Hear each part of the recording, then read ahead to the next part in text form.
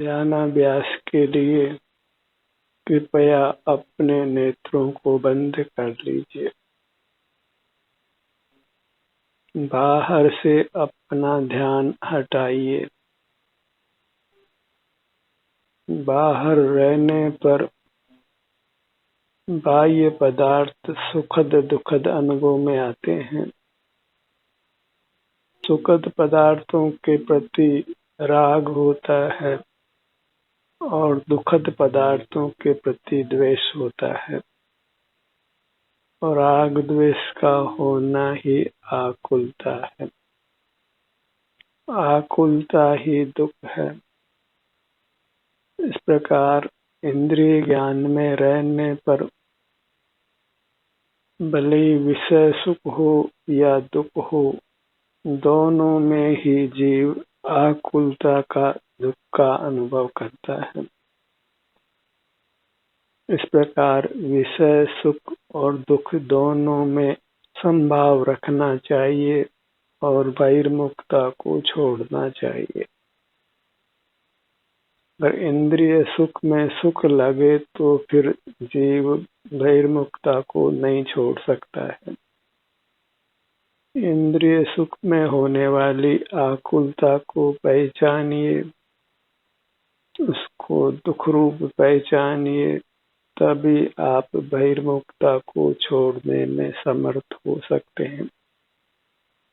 तभी आपको बहिर्मुखता में होने वाले विषय सुख दुख में संभाव होता है, एक दुख ही अनुभव में आता है और फिर आप बहिर्मुख नहीं रहना चाहते हैं, बहिर्मुखता का निरोध करते हैं, तो स्वतः ही आप अंतर्मुख होते हैं। जब अंतर्मुख होते हैं तो शरीर में वेदना भी हो तो भी बाह्य पदार्थ विषयक राग द्वेष नहीं होने से आप निराकुल रहते हैं, सुख का अनुभव करते हैं। और सुख का अनुभव हो तो आप अंतर में ठहरना चाहते हैं। सुख में तो सहज ही फिर निराकुलता रहती है। अंतर्दृष्टि करने पर शारीरिक दुख और शारीरिक सुख दोनों में ही जब आप निराकुलता को पहचान लेते हैं तो दोनों स्थितियों में सहज ही आपको संभाव होता है, आप समता धारण करते हैं। यदि शारीरिक दुख में सुख अनुभव में नहीं आवे, दुख ही लगे, तो फिर आप अंतर्मुख नहीं रह सकते हैं। फिर उसके प्रतिकार के लिए आप प्रयत्न करते हैं, बहिर्मुख होकर प्रयत्न करते हैं। बहिर्मुख रहकर उस शारीरिक दुख से बचने का प्रयत्न करते हैं। तो मोक्ष मार्ग की यह आवश्यकता है कि अंतर्मुखता में होने वाले शारीरिक दुख और शारीरिक सुख दोनों में होने वाली शांति को आप पहचाने, दोनों में होने वाली वीतरागता को, निराकुलता को आप पहचाने, तभी आपको दोनों में संभाव होता है और आप अंतर्मुख बने रहना चाहते हैं। और बहिर्मुख होने पर वैश्विक सुख में होने वाली आकुलता को पहचाने, तभी आप बहिर्मुख होने पर वैश्विक सुख और दुख दोनों में संभाव धारण करते हैं। दोनों आपको दुख रूप लगते हैं और आप बहिर्मुख नहीं रहना चाहते हैं। तो मोक्ष मार्ग संभाव धारण करने रूप है, समता धारण करने रूप है। बाहर में होने वाले विषय सुख दुख दोनों को दुख रूप पहचानते हैं और अंदर में होने वाले शारीरिक सुख दुख दोनों को ही आप सुख रूप पहचान कर अंतर में रहना चाहते हैं। बाहर में दुख लगता है, इसलिए आप बाहर नहीं रहना चाहते, बाहर से हटने का प्रयत्न करते हैं। और अंदर में शरीर में सुख हो या दुख हो, आपको सुख लगता है और आप अंदर रहना चाहते हैं। तो बाहर में विषय सुख दुख में संभाव हो, दोनों दुख रूप लगे, और भीतर शारीरिक दुख सुख दोनों में ही सुख लगे, तो आपको दोनों में संभाव होता है। और इस प्रकार आपके जीवन में यथार्थ सामायिक घटती है। इंद्रिय ज्ञान का निरोध होकर आप स्वसंवेदन रूप रहते हैं।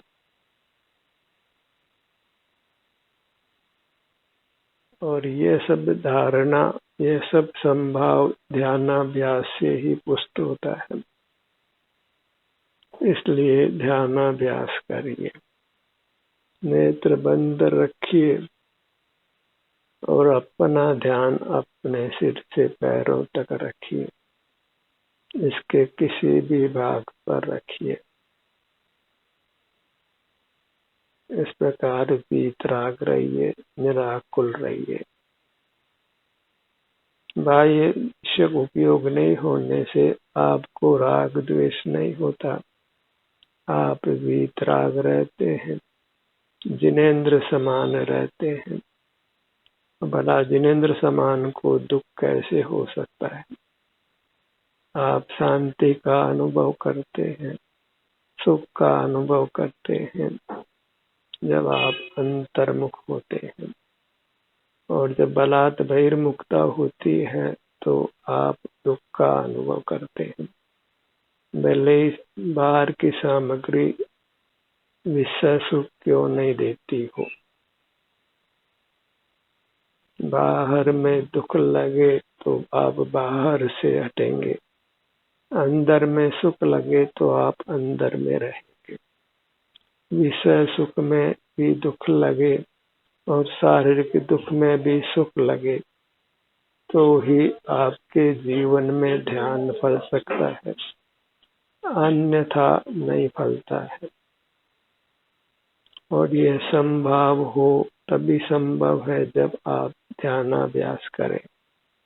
नेत्र बंद कर अपना ध्यान अपने सिर से पैरों तक रखें, यही उपस्थित रहने का पूरा प्रयत्न करें, यही स्थित रहे, अपने में ही बने रहे, अपनी सीमाओं का उल्लंघन नहीं करें, इंद्रिय ज्ञान का निरोध रखें, कुछ मन से भी विचार नहीं करें, कुछ बुद्धि का उपयोग भी नहीं करें, बस अपने सन्मुख बने रहें।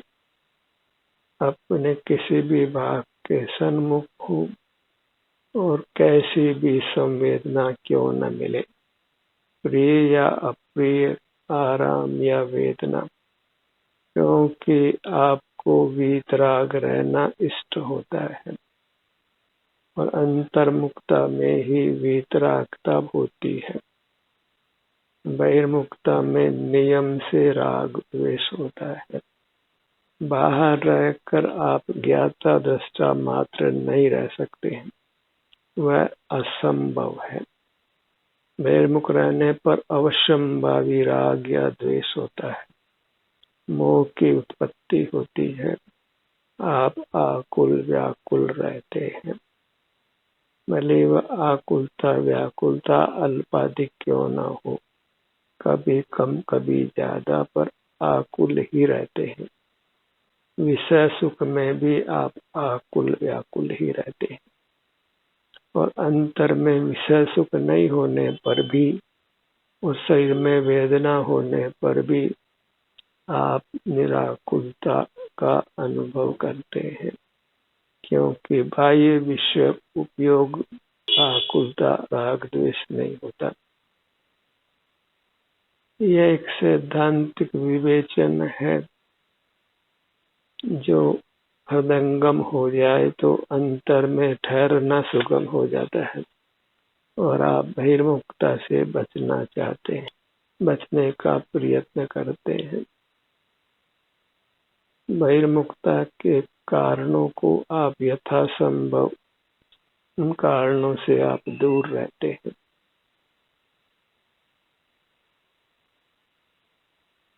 अपना मुख अपनी ओर रखिए, नेत्र बंद करके आपका मुख अपने अमूर्त शरीर के सन्मुख रहता है। बद्ध मूर्त शरीर वास्तव में आपका नहीं है, उसका स्वामी मूर्त पदार्थ है, पुद्गल है, और उसमें सुख दुख नहीं होता, वह अचेतन है। और आपको सुख दुख होता है क्योंकि आप चेतन हैं और सुख स्वभावी हैं। जो सुख स्वभावी हैं उन्हीं को दुख होता है।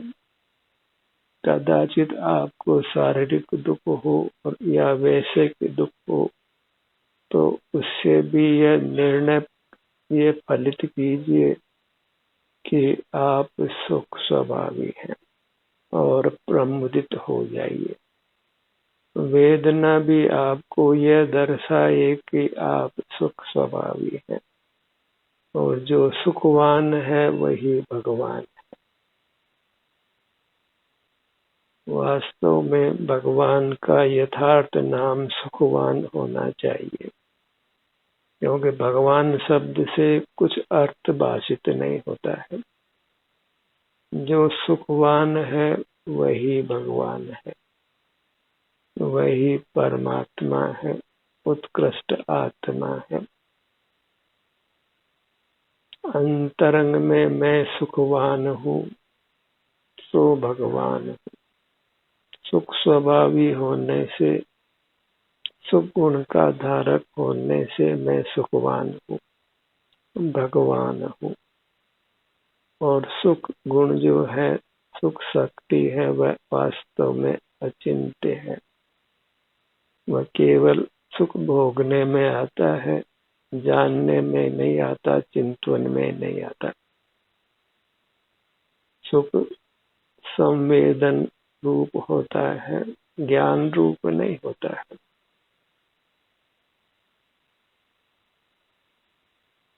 सिर से पांव तक जो भी सुख दुख की स्थिति है, शारीरिक सुख दुख की, उसका प्रसन्न चित्त से संवेदन कीजिए। मैं शारीरिक सुख दुख शब्द काम में लेता हूँ, आत्मिक सुख दुख नहीं, क्योंकि आत्मा कहने से कुछ समझ नहीं आता है। क्योंकि आत्मा शरीराकार होने से सही रूप से अनुभव में आता है। हमको यही प्रसिद्ध है कि हमारे शरीर में आराम है, सुख है या वेदना है। ऐसा व्यवहार नहीं होता कि आत्मा में सुख दुख है। वह आत्मा शब्द वास्तव में शास्त्रीय शब्द है। अनुभव में तो सिर से पांव तक ये मेरा शरीर है, ऐसा ही सब जीवों को अनुभव होता है। मूर्त शरीर शरीर शब्द से ही प्रसिद्ध है, और उसी आकार से, हमारा अमूर्त आकार होने से, हमको अपना आकार भी सही रूप ही भाषित होता है, भले वह अमूर्त क्यों न हो। मूर्त चेहरे की जगह ही हमें अपना अमूर्त चेहरा भाषित होता है। इसी प्रकार अन्य अंग उपांग भाषित होते हैं, और सिर से पांव तक ये मेरा शरीर है, बंद नेत्रों से भी ऐसा ही भाषित होता है, और अनुभव से बड़ा कुछ भी नहीं है। परीक्षा अनुभव से ही की जाती है। तो शारीरिक सुख दुख से आत्मिक सुख दुख ही लेना चाहिए। अपने अमूर्त शरीर में सुख दुख से ही लेना चाहिए। मूर्त शरीर में सुख दुख नहीं होता है।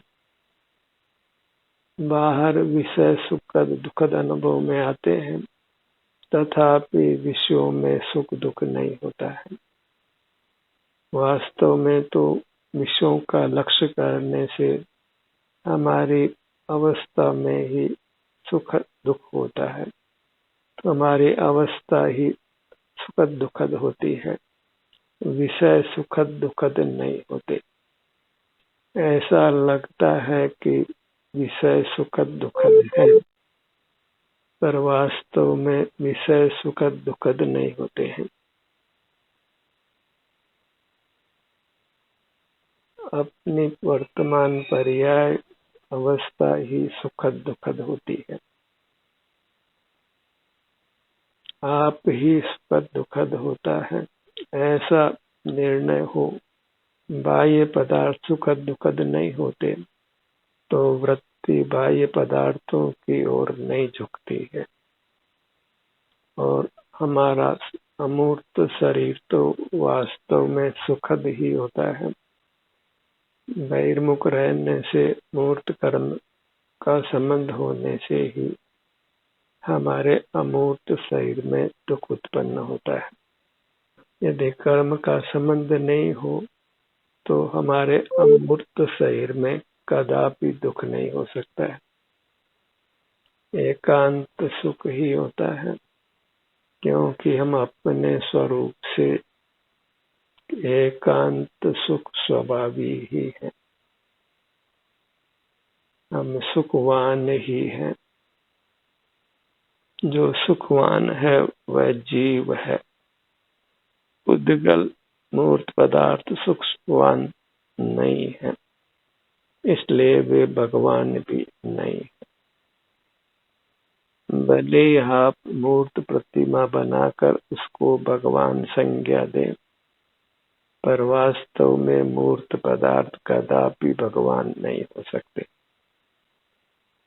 बस वो भगवान के समान आकार होने से उस मूर्त प्रतिमा को भगवान कहते हैं। जब चेतन आकार के समान पुतगल का आकार हो तो उसको भगवान कहते हैं। तो फिर मूर्त शरीर के आकार अमूर्त शरीर हो तो फिर आत्मा को शरीर कहने में कोई बाधा नहीं है, उसको शरीर ही कहना चाहिए, तभी यथार्थ व्यवहार होता है। बाहर में मूर्त प्रतिमा को हम जड़ नहीं बोलते हैं, भगवान ही बोलते हैं। तो अंदर में जो अपने अमूर्त काया है उसको वास्तव में काया ही बोलना चाहिए, शरीर ही बोलना चाहिए। आत्मा बोलने से कुछ समझ नहीं आता है। जीव ने अनंत बार आत्मा को अच्छा माना है, पर आत्मा के स्वरूप को नहीं पहचाना है। आत्मा के गुण गाए हैं, पर वह आत्मा उसके कल्पना का विषय ही रहा है, क्योंकि आत्मा शरीर रूप से ही अनुभव में आता है, शरीराकार होने से। और हमने शास्त्रों में पढ़ लिख कर शरीर को केवल अचेतन ही स्वीकार किया है, माना है।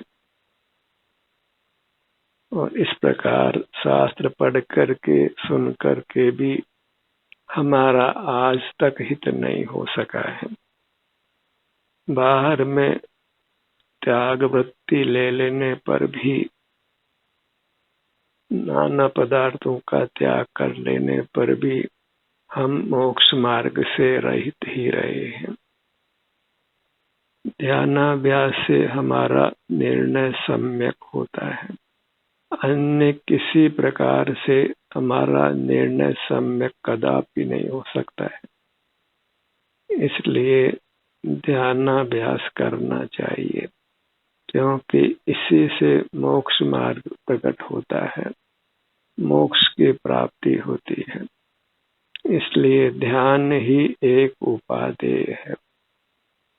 ध्यान का विषय अपनी अमूर्त काया, उसमें होने वाला सुख दुख शारीरिक सुख दुख वही एक उपादेय है। शारीरिक सुख भी उपादेय और शारीरिक दुख भी उपादेय, तभी दोनों में संभाव हो सकता है। तो फिर शारीरिक दुख के प्रति जो रात दिन जीवों को चिकित्सा का विकल्प होता है वह नहीं होता है। जीव पराधीन नहीं होता है, और पराधीनता ही तो संसार मार्ग है, वह संसार मार्ग ही नहीं होता है। और जो स्वाधीन है वही वास्तव में मोक्ष मार्गी है, वही मोक्ष का अधिकारी होता है। और स्वाधीनता का अर्थ ही ध्यानाभ्यास है।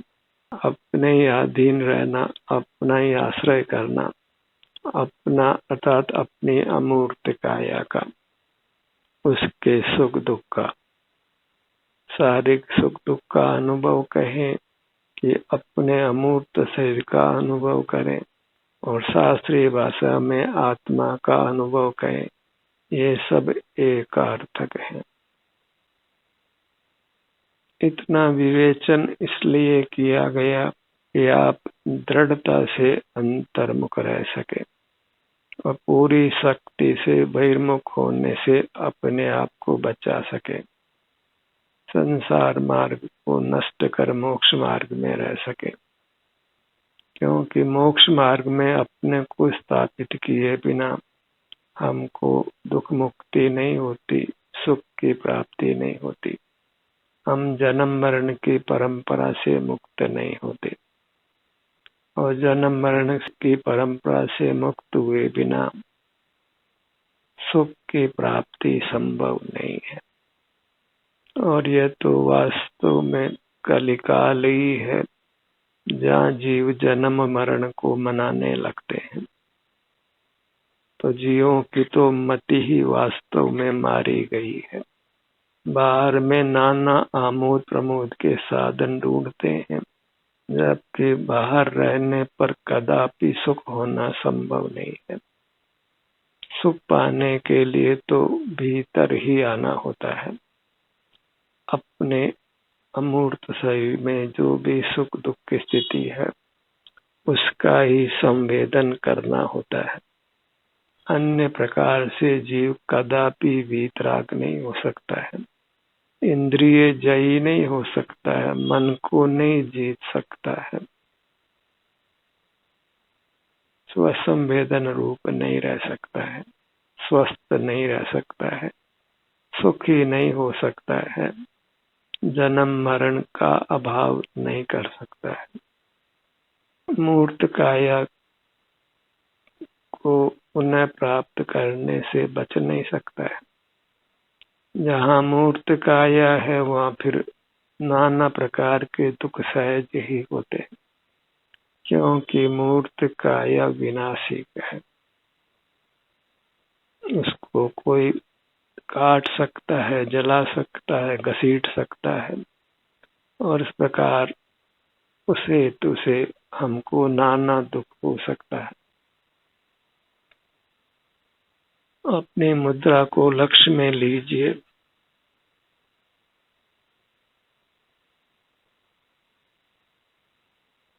लक्ष्य में रखिए, अपने में उपस्थित रहिए। अपने में उपस्थित रहना ही मोक्ष मार्ग है, वही चेतनता है। और बहिर्मुख रहना ही एब्सेंट माइंडेड है, पागलपन है, अचेतन समान रहना है। मोह है, उसको ही पागलपन संज्ञा है। और अंतर में रहते हैं तो आप निर्मोह रहते हैं, सचेत रहते हैं, सावधान रहते हैं, स्वस्थ रहते हैं, सुखी रहते हैं, जन्म मरण की परंपरा को समाप्त कर परमात्मा होते हैं। अपने ध्यान को अपने मुखमंडल पर लाइए।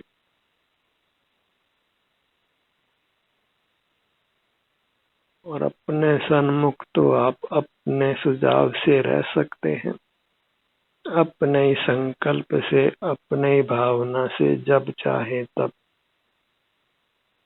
और वह रहना योग्य है।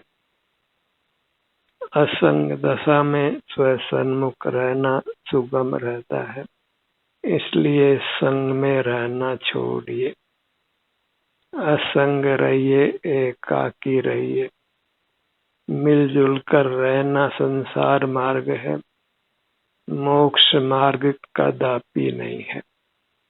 मोक्ष मार्ग में तो अकेले चलो रे, अपने अनुभव रूप रहो, और अकेलेपन में जीव सुगमता से अपना अनुभव कर सकता है। संयोगों में फिर बहिर्मुख रहना पड़ता है, और बहिर्मुखता है वहां फिर राग द्वेष है, कर्म का बंधन है, और घोर संसार है, भयावह संसार है, जन्म मरण की परंपरा है, और असह्य दुखों की प्राप्ति है, असाध्य रोगों की प्राप्ति है, बार बार मरना और जन्मना पड़ता है। संसार में दुख के हेतु तीन ही हैं, जन्म मरण और परण, और ये कदापि मनाने योग्य नहीं है। मनाने योग्य है तो वह बस वह संवेदन है, आपका आप अनुभव करना है, एकांत सेवन करना है, अपने ही सन्मुख रहना है, नेत्र बंद कर अपनी अमूर्त काया का ही एहसास करते हुए रहना है, वेदना में भी निराकुलता का अनुभव करना है, सुख का अनुभव करना है। अपनी मूर्त का लक्ष्य बनाकर अधिक से अधिक समय तक रहिए, और इस प्रकार इस भयावह संसार को पार करिए। ध्यान का सत्र यही समाप्त होता है। आपकी सहभागिता के लिए धन्यवाद।